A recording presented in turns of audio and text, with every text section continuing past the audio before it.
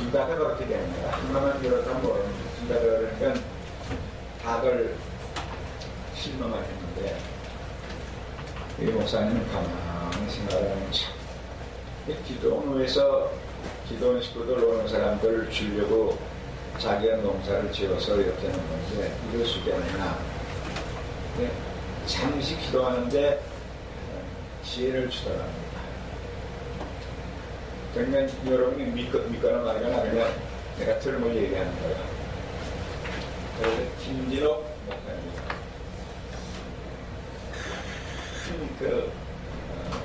요즘에 플라스로 심장 나머지 한 큰 거 있잖아요. 그러다 물을 갖다 다 부라고. 그래 맹물을 돌아오고 해서 부르는 다음에 자기가 손을 놓고 기도합니다. 무슨 기도원을 위해서 가을 내내 배추를 심어서 지금 이제 뽑아서 다듬어 주스로 절편하는데 이 배추가 잘 돼야 되지 않겠습니까? 살려달라고 말했지. 그러고 난 다음에 기도하고 난 다음에 절거리는 일단 모든 배추를 다 거기다 집어넣어라. 그래서 그릇이 작은데 배추는 많으니까 거기다 이제 햄버거처럼 들어있는데 햄버거 들어있는데 그래서 일단 그 물속에 다 통과하고 난 다음에 물을 빼서 김장을 했대요. 근데 얼마나 맛있는지 그래가지고 그 목사님은 그런 기적이 많이 일어나는 그런 목사입니다. 그래서 목사님 나는 하는 게 특별한 은사를 줘서 이렇게 이런 기적들이 일어나고 합니다. 그분의 목적이 하나님 지시하시는 중에 거기 와가지고 농사도 배우고 농사하는데 말이요 특별히 잠시 설명해 주는데 내가 이해가 안 돼서 내가 호박을 심는데 호박이 3배씩 큰 거라 3배, 4배씩 그러니까 보통 사람이 볼 수 없는 그런 호박이 열리고 또 고추 농사 짓는데도 다른 사람들은 그 약을 3번, 4번씩 확 뿌리는데 자기는 하나도 뿌리지 않고서 그냥 이렇게 고추나무를 해서 기도하고 한 번도 그 약을 짓지 않는데 고추가 그렇게 잘 되거나 그러니까 자신 있는 거야. 그러니까 그 목회 못하는 사람들 신학은 나왔지만 목회 못하고 개척교회 하다가 전 세계 민원에 다 까먹어버리고 서로 그런 사람들 와서 거기서 1년이고 2년 정도 그 농사 짓는데 같이 농사 협력을 하면서 기도하면 이렇게 된다는 그것을 보여줘서 확신을 갖게 합니다. 또 자기에게 일어나는 그런 기적 같은 것이 다 그런 은사를 나눠가지고 체험을 한다고 하면 그네들이 어디 가서 그 개척을 하든지 조그만 그 봉터만 있더라도 농사를 지을 수 있고 자기가 할 수 있다는 겁니다. 자기가 기도하는 중에 언젠가는 일꾼을 무디기로 필요로 할 때가 있는데 이북에 이제 가게 됩니다요. 거기 가게 되면은 처음에 가서는 지금 뭐 낙후된 곳이니까 다른 놈 말고 땅밖에 없으니까 씨를 뿌리는 그거밖에 없으니까 씨를 뿌리면서 목회를 하면은 그 하나님의 특별한 역사가 일어날 거라고. 그 영성 신학교를 하는데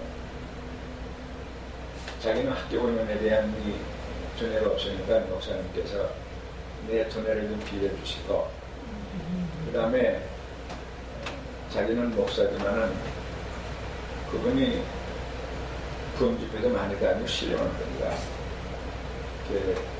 신학에 관해서는 그 면에 있어서 목사님이 책임지시고 그래서 오전에 2시간이면 2시간 저녁 먹고 한 2시간 2시간 그래서 꼭 신학 공부를 하고 그다음에 그 외에는 농사 짓는 데를 투입을 해서 자립해서 농촌교회를 이끌어 나갈 수 있는 지도자를 양성하도록 해야 되겠다는 사명을 자기가 받았다는 겁니다. 내 머릿속에 노는 것이 하나님께서 이땐가 보다 그런 생각 가지고 좋다. 내가 이제 브런치를 내가 얼마든지 도울 마음이 있으니까 이번 봄부터 학생들을 모집합니다. 근데 왜 그런 생각을 갖게 되는 거 아니에요? 거기 와서 은혜 받고 그런 장로님들이나 이런 분들이 그런데요. 여기에 와서 신학교를 운영한다면 여기 와서 신학 공부를 하겠다는 학생들이 있고, 그 다음에 또 목사님들이, 목회는 이제 잘 안 되고 그러니까 거기 와가지고 기도원에서 밥 주는 거 먹고 농사 지는데 협력하고 그런 분들이 있는데, 이런 분들을 그냥 밥만 먹이고 일만 시킬 게 아니고 재교육을 시켜야 됩니다. 그리고는 그 기도원이 뒤에 산이 아주 넓은 산인데 그게 기도할 수 있는 장소를 마련해 놨기 때문에 밤으로는 거기 가서 기도하도록 하고 훈련을 시키도록 하나님한테 지혜를 줬다고 하더라고요. 그래서 특수 영성 훈련하는 신학교를 구성을 하는데 나한테 왔어요. 그래서 가만히 들어보니까 그 한편으로 영성을 길러도록 하고, 또 한편으로는 여러분이 배워봤지만 내가 가르치는 정통으로 가르치지. 정통으로 가르치니까 다른 신학교 했다고 해도 재교육을 하고, 그러면은 한국에 어떤 기적이 일어나겠다. 그래서 밤 2시까지 그런 얘기를 하고 갔는데, 추진이 된다고 하면 우리 학생들한테 내가 구체적으로 얘기를 하면서 기도 부탁을 하게 되니까 기도에서 남쪽 남에서부터 시작해서 영성 훈련이 일어나가지고, 언제만에 그 얘기했죠. 1907년에 일어났던 대각성운동이 일어나려니 한국교회가 거듭날 수 있다. 그런 역사가 일어나도록 하겠다. 그래서 내 마음이 좀 뜨거워진 그런 상태인데, 이런 역사가 일어나도록. 그런 얘기 듣고 그런 기도하는 학생 있나? 1907년에 일어났던 대각성운동이 일어납니다. 기도해요? 대답하는 학생 오늘도 기도해요. 이제 얼추 다 왔습니다. 시작합시다. 소원기도. 전리현왕 모든 것에 주님 홀로 받으소서. 멸시전대 십자가는 제가 지고 가오리라. 이름 없이 일 없이 감사하며 섬기리라. 이름 없이 일 없이 감사하며 섬기리라. 영광은 하나님께. 성령 인도하는 대로 한 분만 기도해.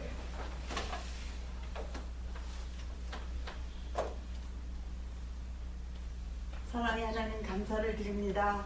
사랑하는 이상덕 교수님, 젊은 시절부터 하나님이 특별히 간섭하시고 특별히 들어서 주셔서 많은 제자 훈련을 시키시고, 이렇게 노후에도 아버지 쉬지 아니하시고 사랑하는 우리 보수송해 신학교에 오셔서 아버지 안에 많은 세월 동안 또 우리를 양육시켜 주신 하나님 감사를 드립니다. 40년 전에 만나서 아버지 순종하지 못했던 아버지 죄인이 또다시 이렇게 여기 와서 사랑하는 교수님 만나 다시금 말씀을 배우게 하신 하나님 감사합니다. 이곳에 사랑하는 귀한 종들이, 정말 사망에 불붙는 종들이 아버지 하나님의 말씀을 배우고 확신에 더하여서 아버지 하나님 정말 무너져가는 하나님 한국재단을 다시 아버지 일으키는 귀한 종들이 다 되게 축복해 주옵소서. 우리 학장님, 우리 학감님, 교무처장님, 사랑하는 우리 교수님들 축복하시고 영권으로 함께 하시고 물권 인권을 주셔서 우리 사랑하는 학교가 날로 부흥되게 하시고 하나님 아버지 새로워져서 이곳을 거쳐 나가는 자마다 정말로 아버지 소망에 불붙는 자들이 아버지 재단을 세워드리며 귀한 사명 감당하며 아버지 축복하여 주시옵소서. 이 시간도 말씀을 주실 때 성령님께서 함께 하시고 저들도 마음을 활짝 열어놓고 귀한 말씀 잘 받아 아버지 하는 저희들이 세상에 나아가 참으로 주님의 귀한 뜻을 이루어드리도록 축복해 주시옵소서. 감사하고 예수님의 이름으로 기도했습니다. 네. 로마서 3장.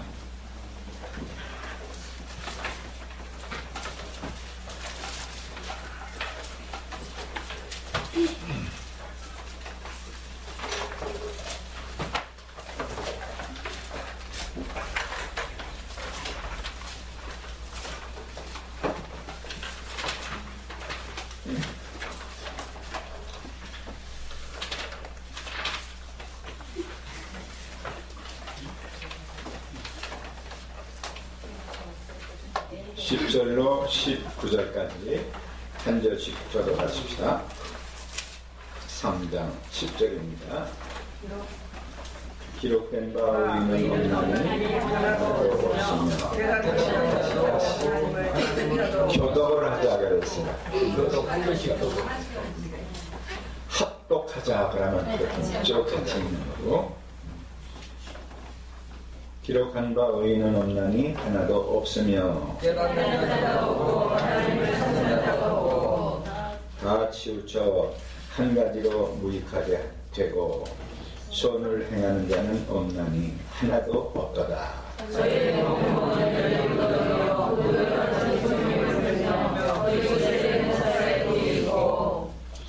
그 입에는 저주와 악독이 가득하고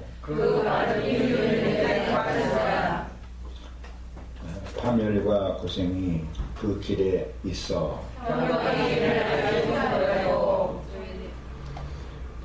저 눈앞에 하나님을 두려워함이 없느니라 함과 같으니라.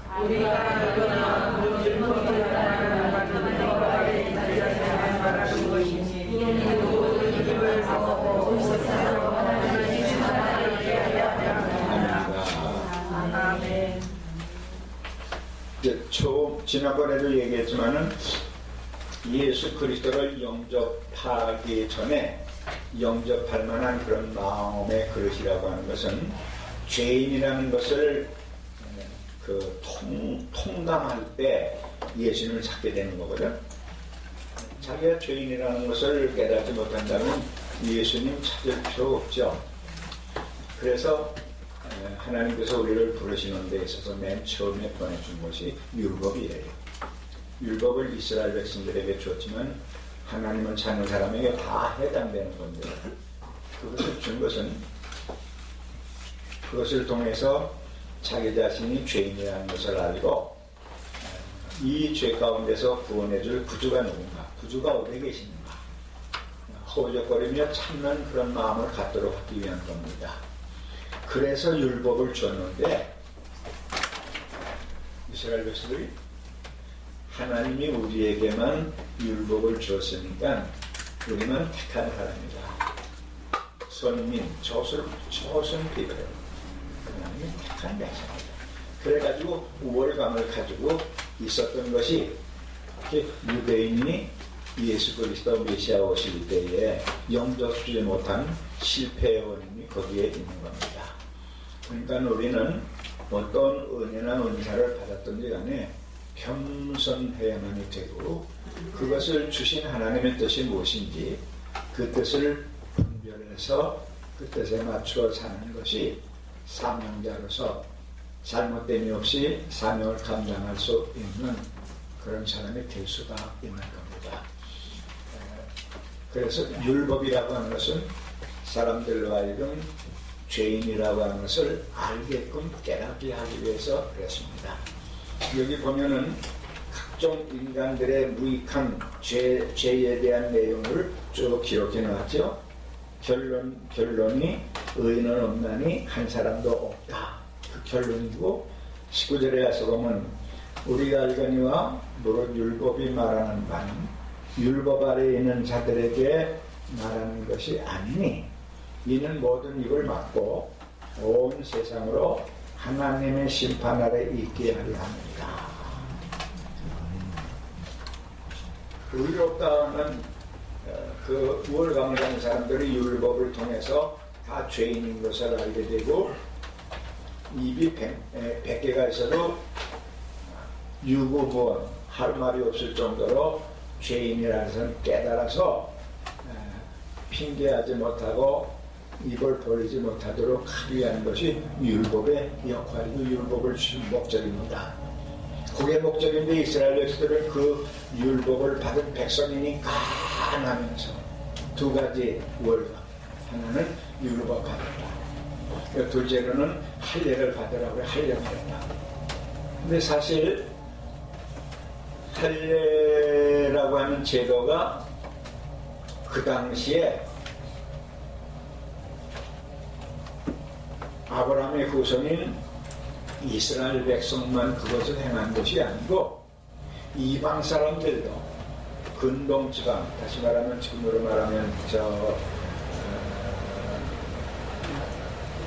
아라비아 중심으로 해서 그쪽 그 각 민족들이 그런 할례받는 제도가 있었습니다. 아프리카에도 있어요.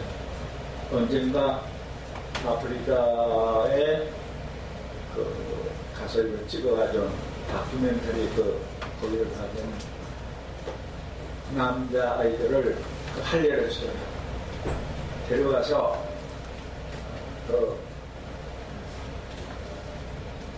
무슨 뭐 얘기한 칼을 가지고 가는지 모르겠지만 잠깐 거기에는 의술도 없이 그냥 그렇게 하는 것이 있습니다.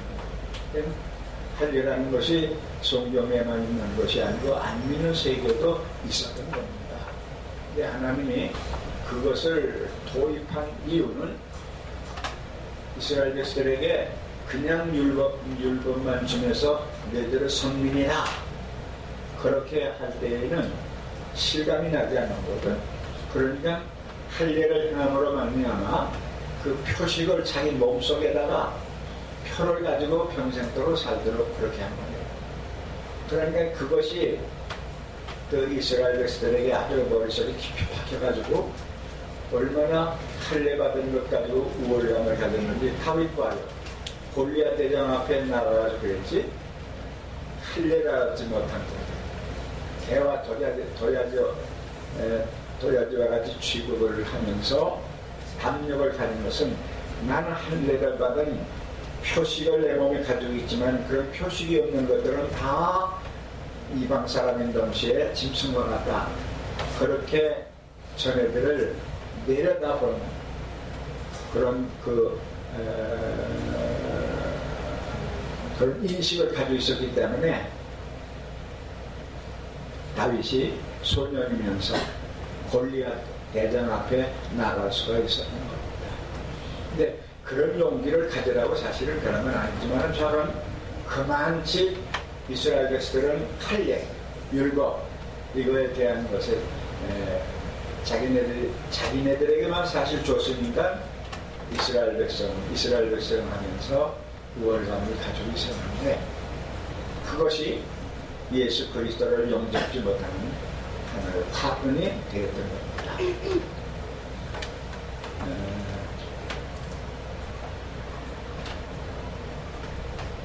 그런데 여기 결론이 이것이 1장 18절부터 시작해서 2장 19절까지의 결론이 나오는 겁니다. 똑같이 읽읍시다. 20절 시작. 그러므로 율법의 행위로 그 앞에 의롭다 하심을 육체가 없나니 율법으로는 죄를 깨달습니다. 그게 결론이에요. 1장 18절부터 3장 20절까지의 내용을 쭉 기록해놓은 목적이 어디인가? 그것이 20절. 율법의 행위로는 그 앞에 의롭다 하심을 받을 육체가 없나니 율법으로는 죄를 깨달음이니라. 그래서 율법으로는 의롭다 하심을 받을 사람이 한 사람도 없죠. 생각해 보세요. 율법이 100이라고 생각합시다. 그러면 100가지를 다 행해야 될 텐데 99가지는 성실하게 지켜서 또 100가지를 성로 100가지 율법 중에서 종은 하나라고 했어요. 그러면은 99을 지켰을지라도 그 사람은 죄인이죠. 그러니까 율법으로는 우리가 의롭다움을 받을 수 있는 그 입장이 위인이 못 되는 겁니다. 그러니까 하나님도 그걸 알기 때문에 그것으로 의롭다 하심을 받고 구원함을 받도록 한 게 아니고 죄를 깨닫게 하기 위한 거라.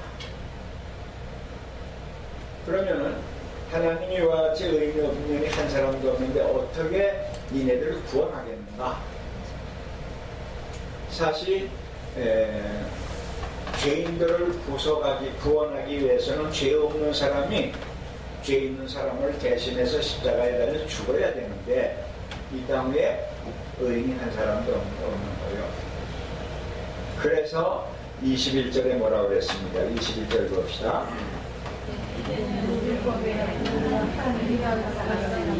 율법과 선자들에게 증거를 받은 것이라. 네. 이제는이라고 하는 것은 뭘 말하는 거 아니? 율법을 가지고는 의롭다 하심을 받을 사람이 한 사람도 없다. 그러니까 이제는 하나님이 하시는 거예요. 이제는 율법을 통해서 전애들에게 주었지만은 사람으로서는 의롭다 할 수 없으니까 이제는 하나님이 하신다는 말이다.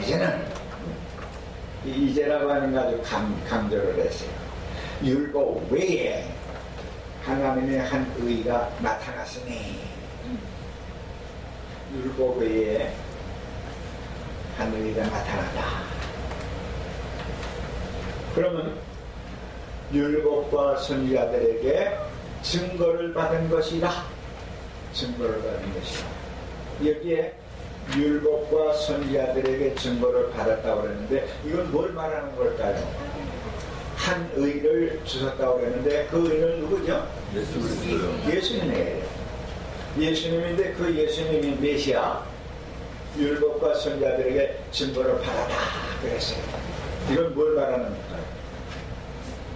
구약에서 오실 것이라는 말씀을 들은 것. 구약에서 예수 그리스도께서 오실 것이라는 것을 예표하시는 거 아닙니까? 구약의 율법, 장세기, 출애굽기, 레위기, 민수기, 신명기 거기에서도 메시아에 대한 예언이 많이 나오지 않습니까? 그 다음에 그 후에 역사서와 그 다음에 시가 그 다음에는 선지서 거기에서도 예수님에 대한 예언이 많이 나오죠.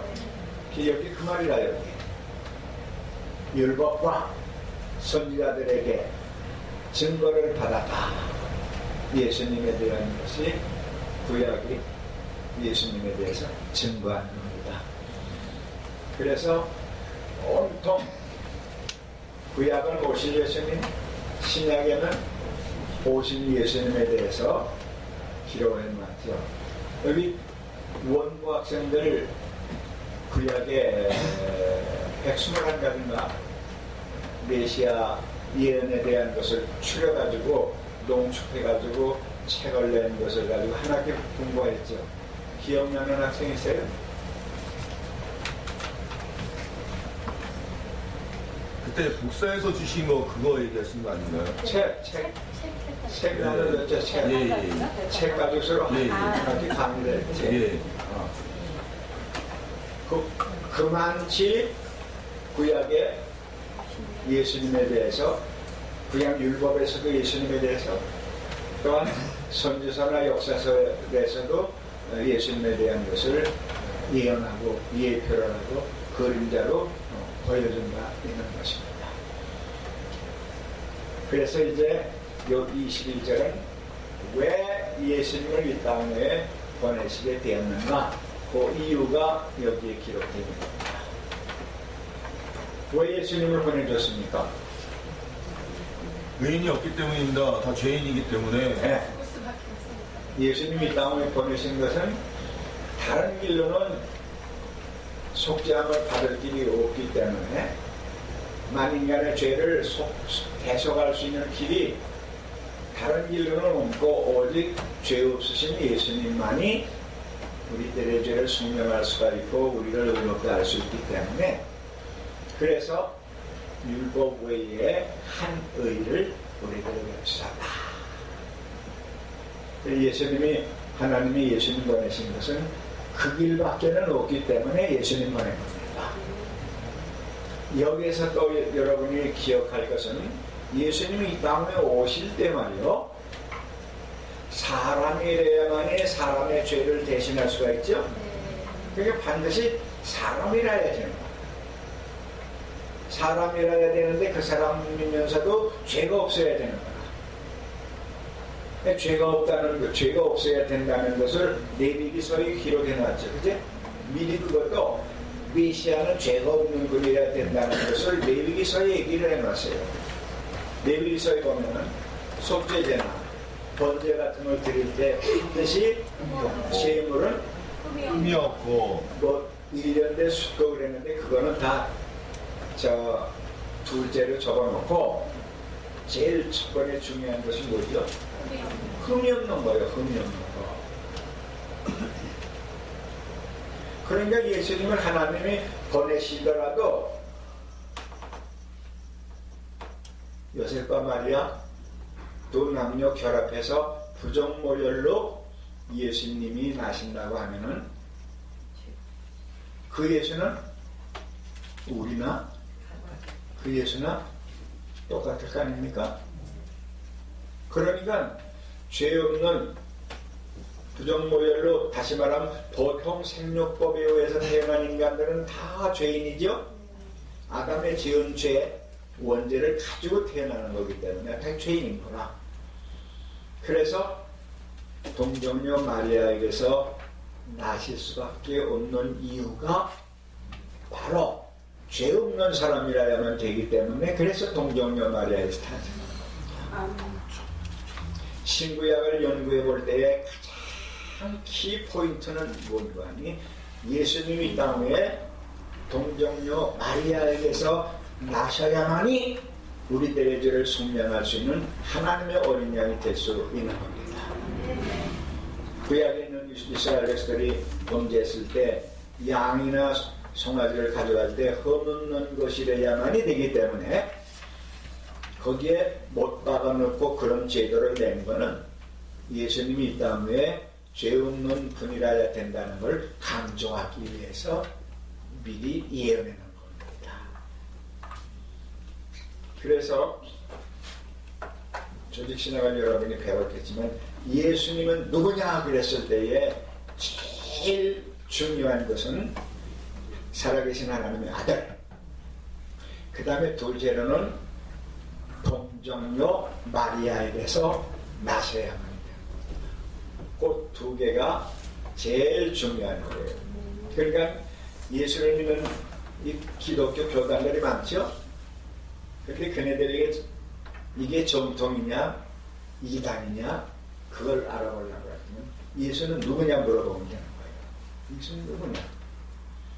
동정녀 마리아에게서 나셨다고 하는 신앙 고백, 우리가 사도신경을 고백하듯이 고백하는 그런 사람들은 진짜예요. 참 기독교요.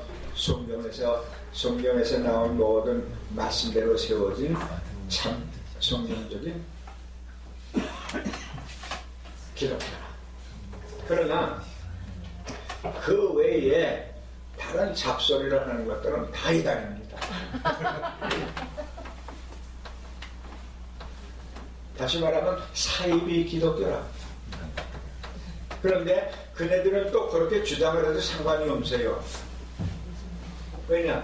예수님이 뭐 과거에 계셨다든지, 그 다음에 또 마리아하고 요셉하고 약혼을 했으니까 뭐 요즘에 흔히 속된 말로 속도 위반을 해서 나서도 상관이 없다.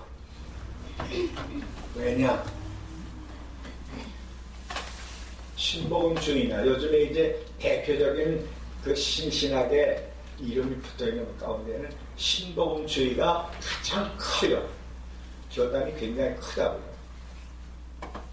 그걸 비롯한 모든 자유주의 이 계통의 기독교단들은 예수님이 죄 있는 인간의 그 보통 생명법으로 나서 죄인이든지 죄인 아니든 상관이 없다고 그렇게 생각을 합니다.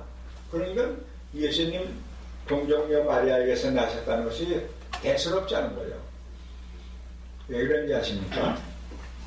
저희들은 근본적으로 내세의 천당과 지옥을 믿지를 않습니다. 기독교에서 천당과 지옥을 믿지 않는 그런 기독교가 오늘은 태반이에요. 천당 지옥 아니었습니다. 한국 신학교에서 공부를 하고 난 다음에 유학 갔다 오면 야 실력꾼이다.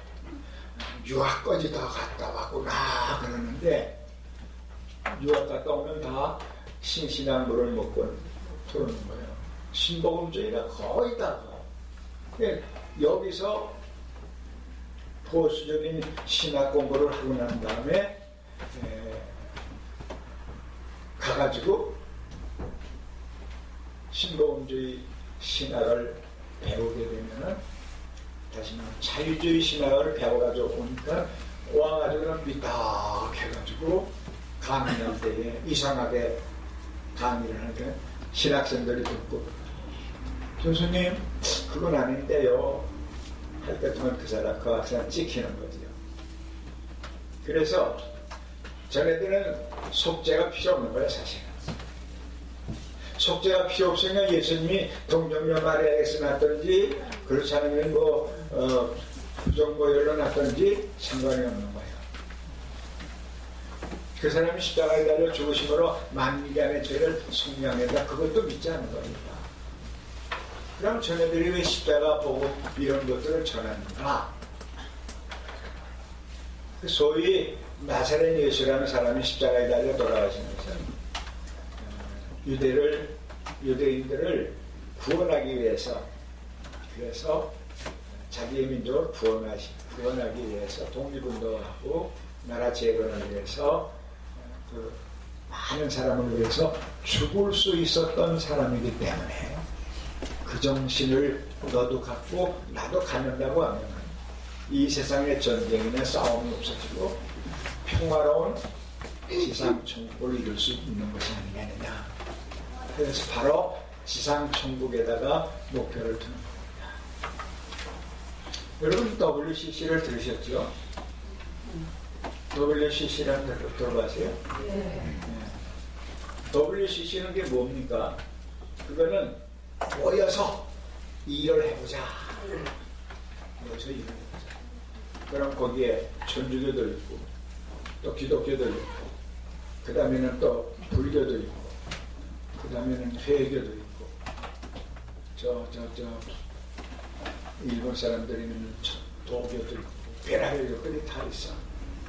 근데 한동안은 이 WCC 국제회의에 의장이 있었는데 그 의장이 누군가니 소련 비밀경찰 우드모리가 WCC의 회장이 되어져 있었습니다. 그럼 전애들도 세계 교회연합회에 일원이 돼가지고 거기에서 어쩌고 저쩌고 하면서 일을 해보자.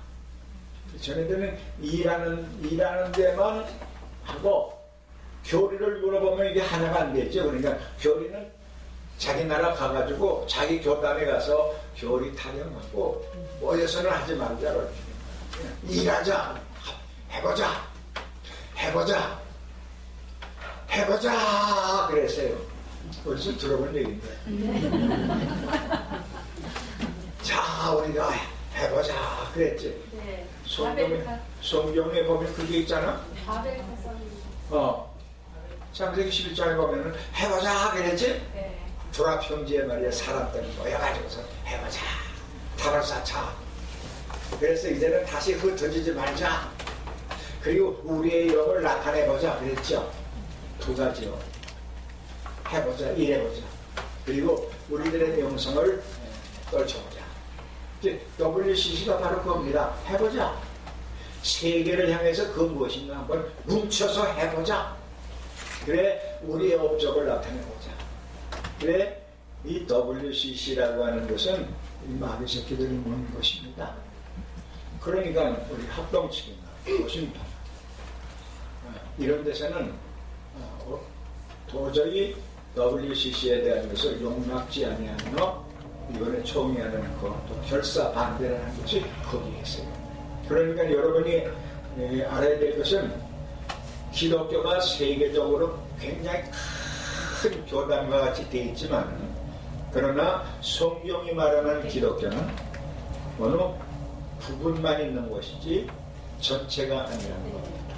그리고 양쪽으로는 보수 교단 교회보다 이 신복음주의의 계통 그 교단이 더 큰 겁니다. 내가 일일이 거명을 할 수가 없지만은 서울 시내에서도 큰 교회 보세요. 큰 교회 사람들도 다 이단들이거든. 또 김삼만 목사 그 교회 뭐 새벽기도 뭐 3만 명, 4만 명 모인다고 하는데 숫자 타령 가지고서 그런 거잖아요. 4만 명, 5만 명이 모여서 북덕이가 모이고 하나님 것에 쭉정이가 모였다면 그거는 아무것도 아닌 거죠. 그 김사만 목사님 그분이 WCC를 우리나라에서 총회를 하도록 하자. 그분이 유치한 겁니다. 그러니까 우리는 사람 많이 모이는 것이 좋은 교회요, 옳은 교회다, 은혜 많은 교회다. 그렇게 그 결정을 내리는 것은 잘못된 겁니다. 오히려 득이가 많고 알곡이 적은 것이 그게 원칙이에요. 그래서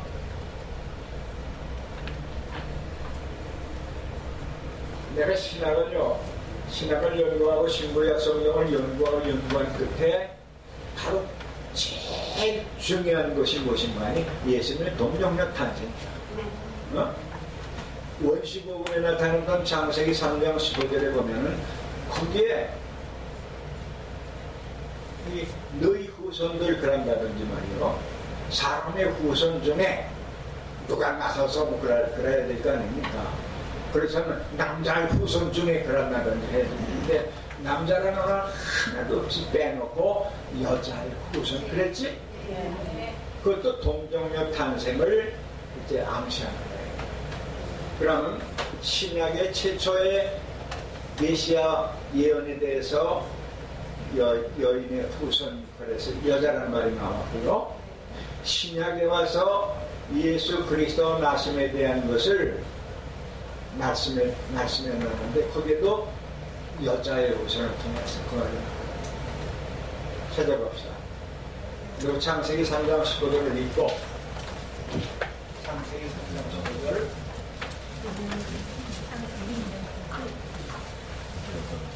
내가 너로 여자와 원수가 되게 하고 너의 후손도 여자의 후손과 원수가 되게 하리니. 됐어요. 거기 여자의 후손 그랬죠? 네. 갈라디아 4장 4절. 갈라디아 때가 되네. 내가 전에 하나님이 그 아들을 보내사 여자에게 양해하시고 네, 됐어요. 네, 4장 4절. 때가 되면 하나님이 하나님이 그 아들을 그아들을 보내사 여자에게 하나님이 그 아들을 보내시되 여자에게서 나게 했어요. 여자에게서 그냥 보통 생육법으로 했다면은 꼭 여자라는 말을 할 필요가 없잖아. 그렇잖아. 그렇게 하려면은 여자 지파 중에 뭐 그러다니 여자 지파 중에 뭐 이래가지고 예수님 낳았다 그럴 텐데 여자라는 말을 꼭 썼거든. 동정력 탄생. 그러니까 예수님의 동정력 탄생을 부인하는 그 기독교는 어떠한 것들에게 다른 성경을 올바로 계승한 기독교가 아니에요. 그래서 이 다음에 원부에서 내가 이제 그걸 가르칠 거예요. 현대신학, 개혁주의와 현대신학에 대해서 얘기할 때 거기에 책 이름이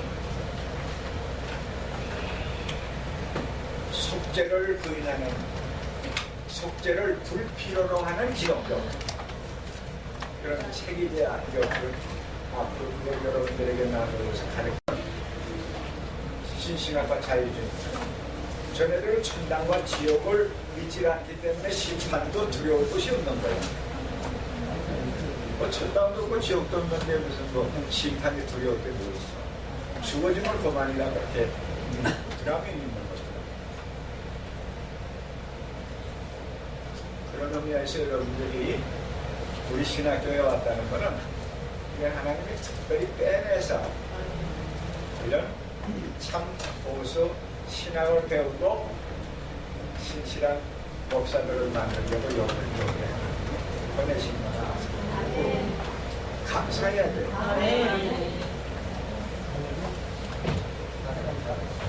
자, 이제 율법으로는 할 수가 없다. 사람으로 할 수가 없다. 이방 중에도 의인이 없고 유대인 중에도 의인이 없고 세상에 의인이 없나니 한 사람도 없어. 그러니까 하나님께서 할 수 없이 한 의를 준비해서 이 땅을 보냈는데 그 의는 율법과 선지자가 이미 증거한 것이라 그랬어요.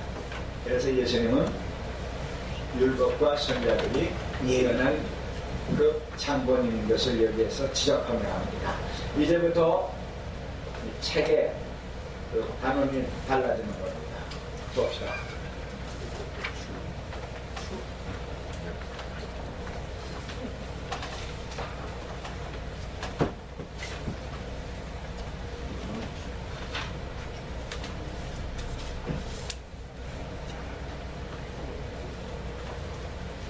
팔 페이지에서 봅시다. 8페이지. 찾았죠? 이 죄악론, 타락론.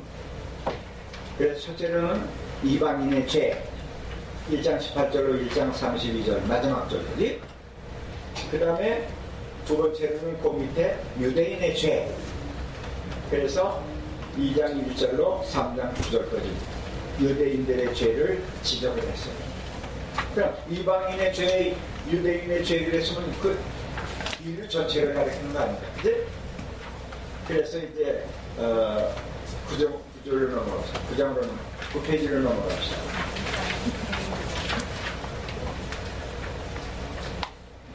한가로 두 번째 과정 유대인들의 죄를 구체적으로 말해놔서 17절로 29절까지.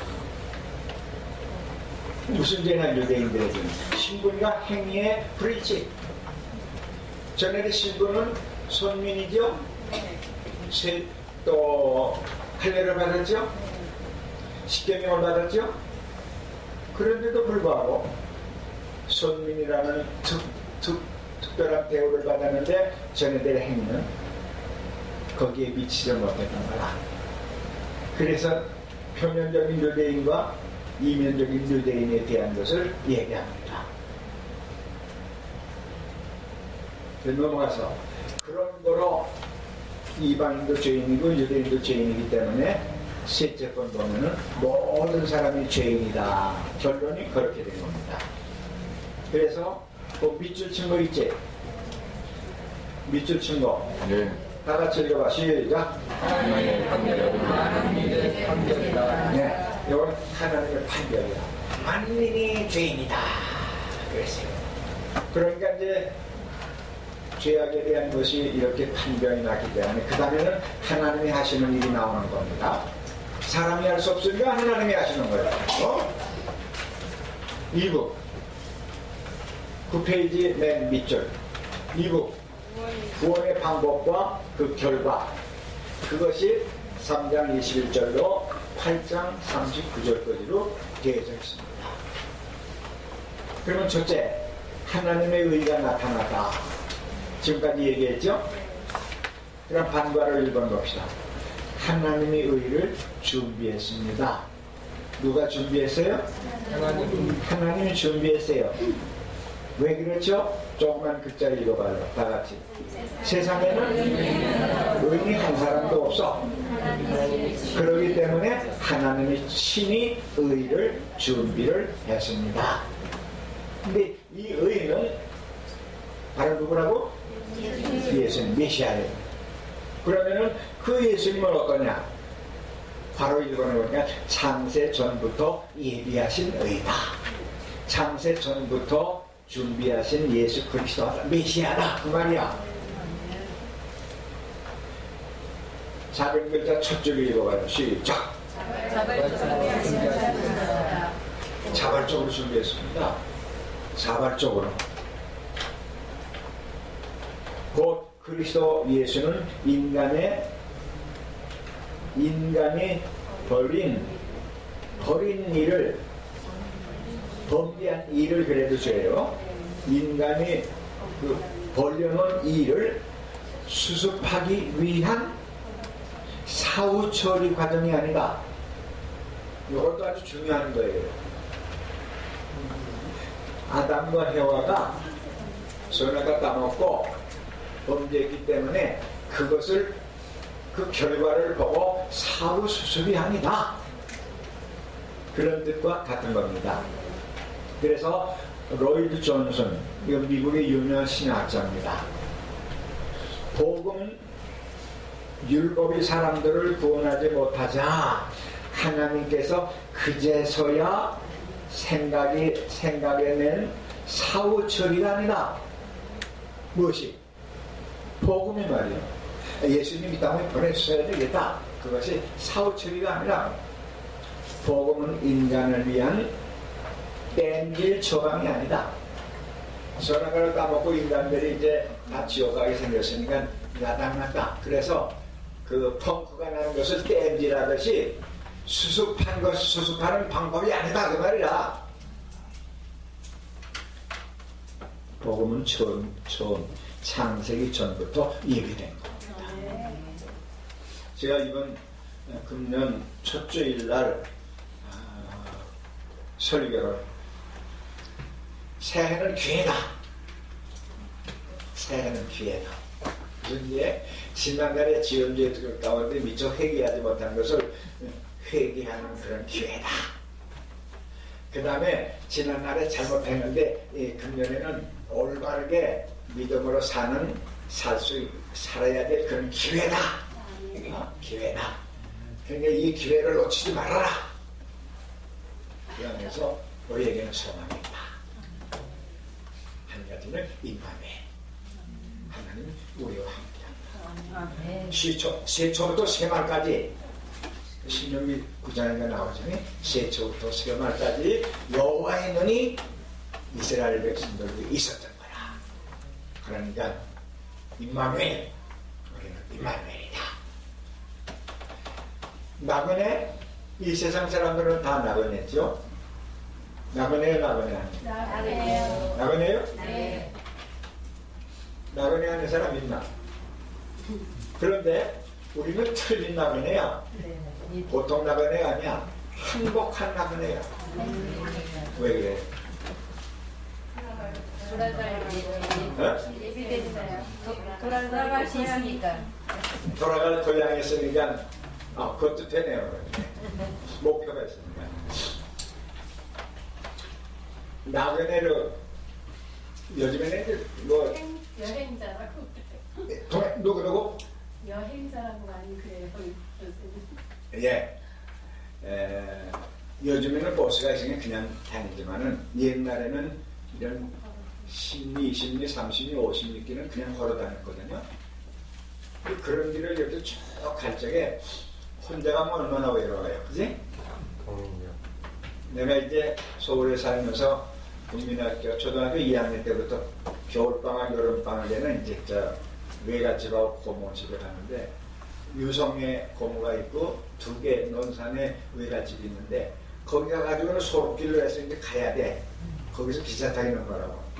그러는데요, 이제 행길에 갈 때는 사람이 저기서 오나 보자 그러면서 둘레둘레 하고 소록길로 들어가서 이 나무 숲 있는 데로 갈 때는 조그만 게 가방 메고서 가면은 무섭더라고. 바람이 불면 그냥 소나가 샥 그러는데 뭐 무서워. 그래 어디 사람 오나 보다 그러다 어쩌다 사람이 오면은 저 마음이 놓이는 거야. 그래서요 이 길선도 나그네도 동행이 있으면은 좋은 거야. 그죠? 근데 우리는 이 세상을 살아가는 나그네인데 우리는 동행이 있거든. 임마누엘. 임마누엘.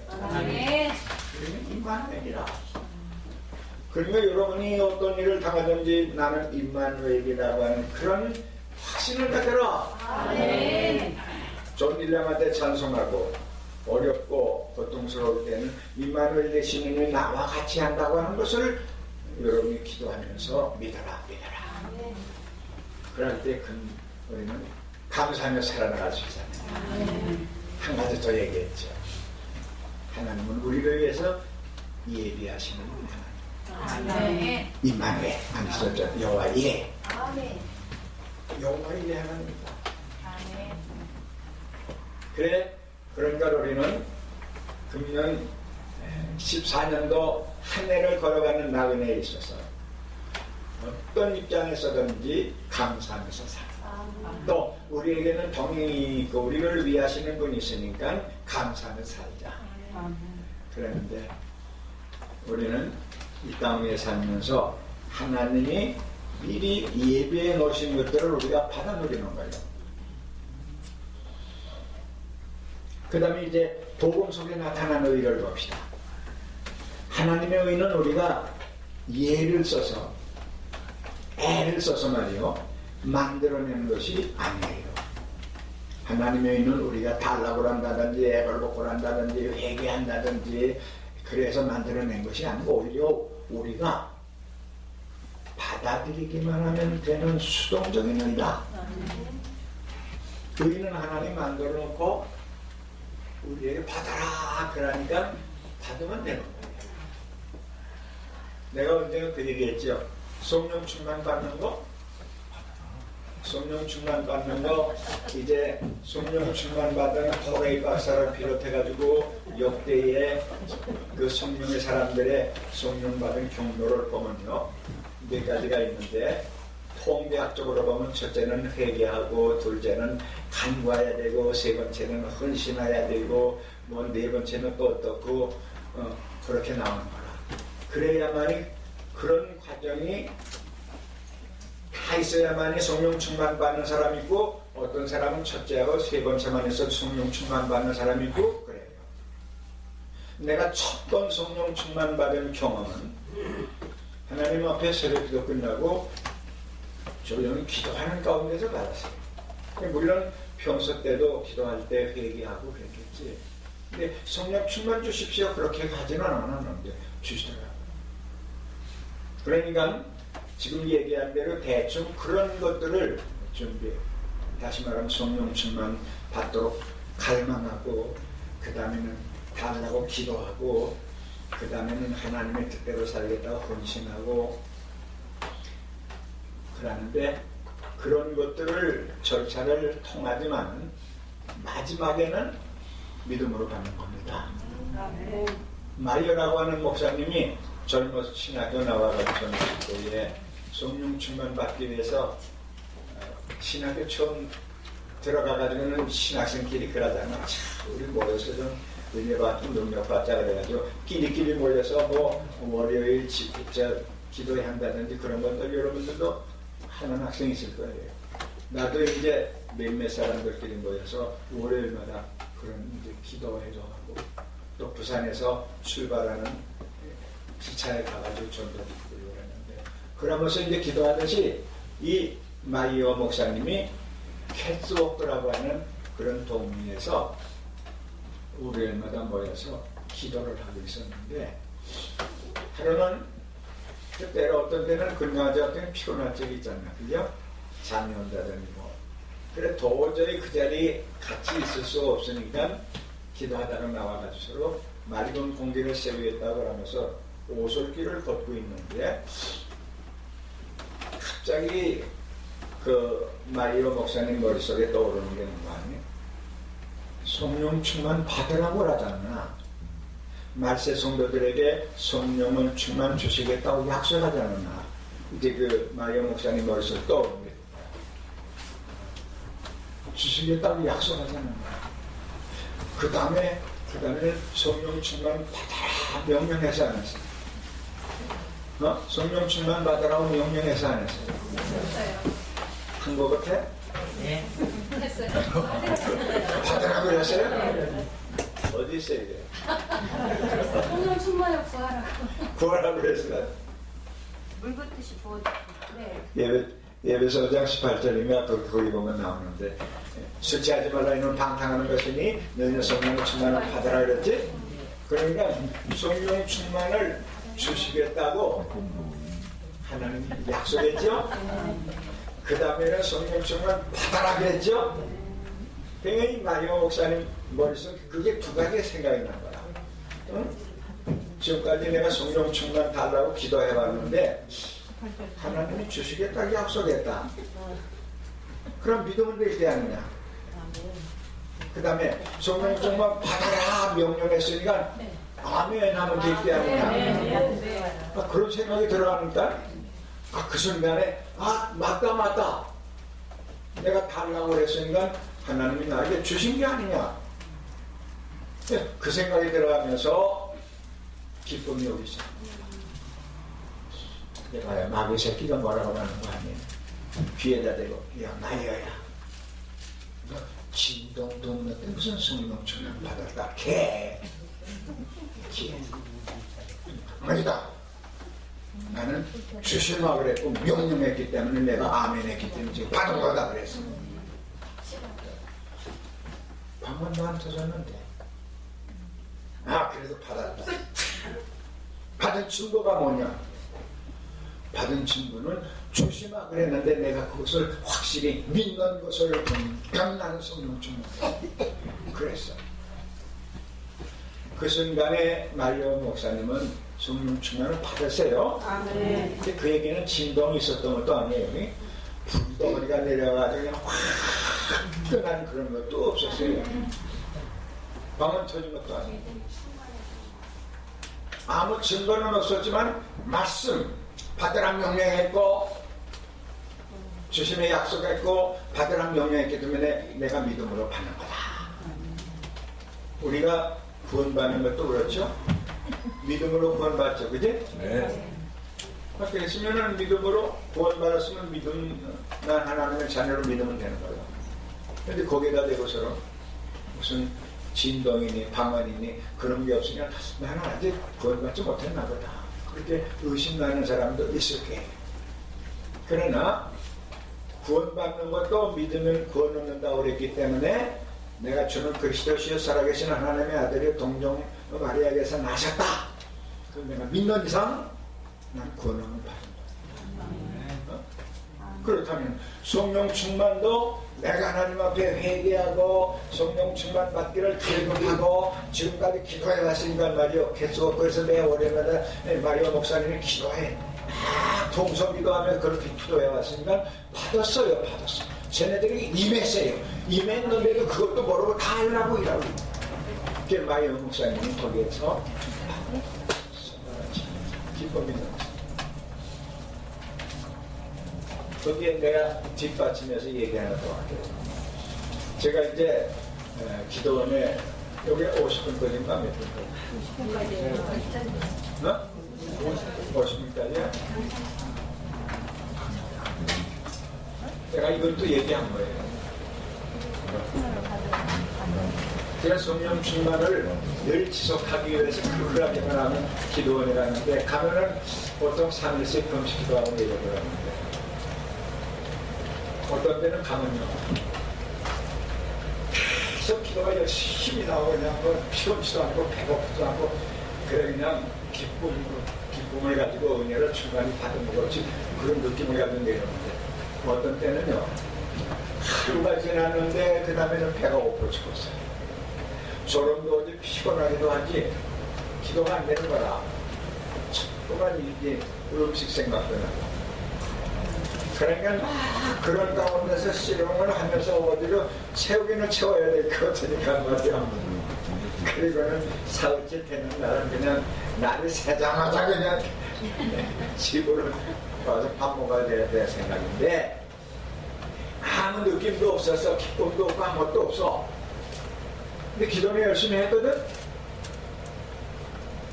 근데 와가지고 설교원들을 가서 설교를 해보면 다른 거야. 그러니까 마리오 목사님이 성령 충만 받았는데 아무 느낌이 없으니까 요 귀에다 대고 네 방언도 안 터졌고 진동도 없고 그런데 너 성령 충만 받는 게 아니라 자꾸만 의심나게 만드는데 마리오 목사는 그까지 그랬죠. 주신다고 그랬으니까 내가 믿어. 받아라 그랬기 때문에 나는 받았다 말이야. 그러면서 그걸 물리치고 그 다음에 그분이 85세까지 집회 다니면서 한 번도 그 집회에 실패한 일이 없다고 하는데 느낌이 없어도 하나님이 내가 기도하는 가운데 주시는 거라. 그러니까요 기도하고 난 다음에는 한치 믿어야 되는 거예요. 믿어야 되는 거예요. 어떤 사람은 회개 기도하고 난 다음에 마음이 시원하면 용서받은 것 같은데 마음이 기쁘지 않더라 그러면 하나님 내가 회개한 것을 받아주지 않았나 보다 그런 생각이 내가 깨름직해가지고 감사하지 못하는데 왜 내 감정이 성경 이상으로 표준인가? 아니죠. 내 감정은 이랬다 저랬다 그랬다 저랬다 하는 거야. 그러니까 이 감정을 가지고 판단하지 말고 하나님의 말씀에 회개하고 난 다음에는 저는 믿고 오라오사 우리의 죄를 사하시고 모든 불의에서 우리를 깨끗하게 하실 것입니다. 요한에 써있잖아. 8절 9절에 있는 말씀. 그거를 그대로 믿고 아멘하는 거야.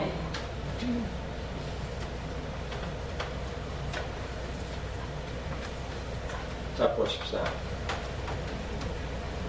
하나님의 의는 우리가 애써서 만들어내는 것이 아니라 오히려 우리가 받아들이기만 하면 되는 수동적인 겁니다. 아멘하고 받아들이면 되는 겁니다.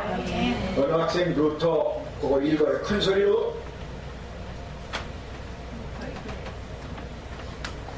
루터는 처음에 능동적인 내가 무엇을 행함으로 얻는 의라고 생각하여 온갖 고생을 다하며 몸에 고통을 다하면서 의를 이루려고 몸부림을 쳤다. 베드로 사원에 있는 수가나 산다 계단을 무릎으로 기어 올라가기까지 했지만 이 의를 이루지 못하여 괴로워했다. 그러던 어느 날 로마서를 연구하다가 하나님의 의는 능동적으로 받는 의가 아니라 수동적 받아들이는 의인임을 발견하고 크게 기뻐하였다. 그의 종교개혁의 용기와 용당이 바로 여기에서 나왔다. 네, 봤어요. 성령 충만 받는 것 이런 것은요 다 능동적으로 내가 행함으로 되는 게 아니고 피동적으로 받는 거라고 하는 걸 알았죠. 루터도 처음에는 스카라 산다 그 계단을 막 무릎 기어 올라가고 내려가고 그랬어요. 그러다가 있다고 해가지고서 내가 의롭다하심 받을 거냐 믿음으로 받는 것이 아니냐 벌떡 일어났다고 그랬죠. 그래서 믿음으로 그냥 받아들이는 거다. 맛있는 음식을 이렇게 다 만들어가지고 우리 입속에다 집어넣는 것과 똑같아. 하나님의 역사. 그냥 입을 벌리고 받아서 씹어서 내기경을 하면 되는 거예요.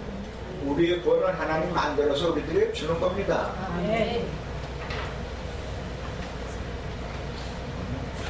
그래 이제 오늘 결론이 여기에서 비로소 나와요. 율법을 제외한 의는 율법을 제외한 한 의가 나타났어요. 21절에 하나님의 한 의가 율법과 선자에게 증거를 받았다. 여기 율법은 모세오경이지? 모세오경 중에 예수 그리스도의 증거한 거 몇 가지만 생각해 봅시다. 우선 창세기 3장 15절 원시 복음이 예수님에 대해서 증거했죠? 아브라함의 씨를 통해서 내 모든 민족이 복을 받으리라 그런 것이 메시아 주시겠다는 약속이죠?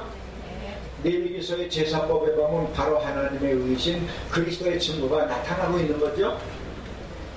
그 다음에 선지자들이 증거했다고 그랬는데 봐요. 시편을 포함한 선지자들의 증거를 받은 것이다.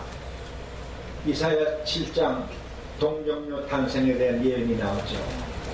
이사야 40장에 보면 내 백성을 위로하라 그런 말씀.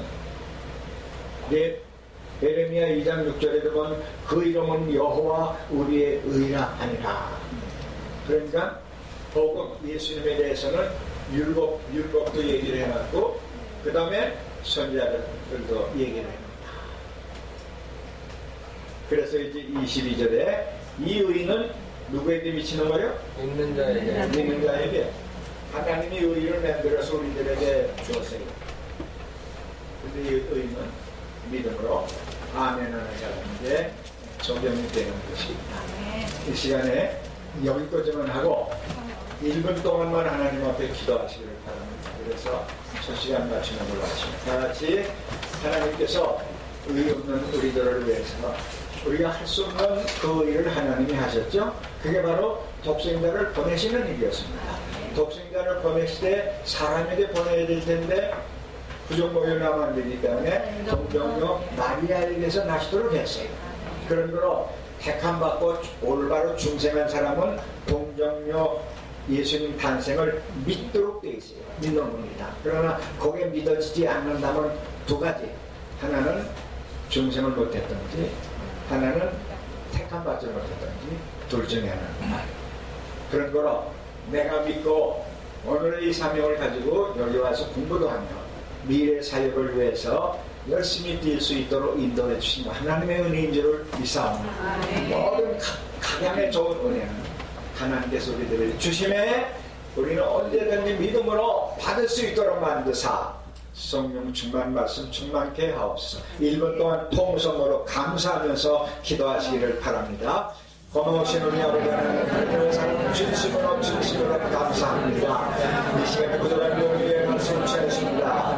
비오는 소리 약속대로 하여금 주님의 우리의 말씀을 올바르게 깨닫게 해주시기를 비옵니다. 감사함이 넘치게 하시고 기쁨이 넘치게 하시고 소망이 넘치게 하시고 그리스도 안에서 내게 능력 주시는 그 안에서 내가 모든 것을 할 수 있다고 하는 확신을 가지시므로 은혜 내려주시기를 간절히 간구하고 원하오며 다음 시간도 시간이다. 하나님께서 역사하사 나한테 하는 것이 충분할지라도 저희들의 강의에 얼마나 100% 받아주시고 100% 이해할 수 있어서 100% 아멘할 수 있도록 만들어주시도록 하옵소서. 우리 하시는 신앙이 얼마나 신앙되게 하시고 정통 저희들의 모소신앙을 정복할 수 있는 은혜를 주시옵소서. 간절히 간구하고 원합니다. 역사하심을 믿습니다. 다음 시간에도 함께 주옵시기를 저런 시간의 주심으로 말미암아서 주님의 말씀만 진리만 올바로 전할 수 있도록 만들어 주시옵시되 가슴 충만케 하옵소서. 성령 충만케 하옵소서. 은혜 충만케 하옵소서. 기쁨이 넘치게 하시옵소서. 예수 안에서 믿음으로 자신의 마음을 향해 쓰도록 만들어 주셔서 주의 일을 임할 수 있게 해주시옵소서. 고마우신 아버지, 이 시간에 우리에게 귀한 생명의 말씀 없었사오니 감사합니다.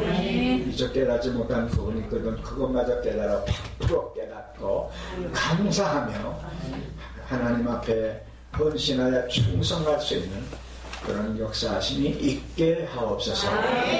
예수님 이름으로 기도합니다. 아멘.